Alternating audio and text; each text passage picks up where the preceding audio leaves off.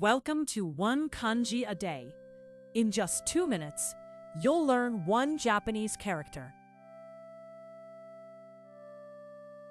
Here's today's kanji. It is read nishi or sei in many words. Take a good look at its shape. This character means west. It has 6 strokes. Inside words, it often sounds like sei.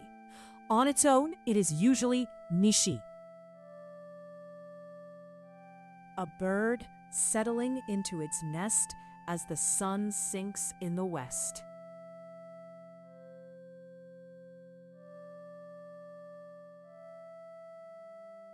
Now, let's write it.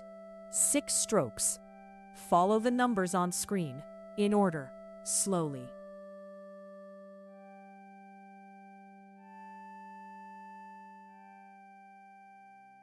Let's see it in real words. Nishi, nishi means west. Nishiguchi, nishiguchi means west exit. And Kansai, Kansai means Kansai region. A quick tip so you don't mix it up. Look closely at these similar kanji. Yon, read yong, 4.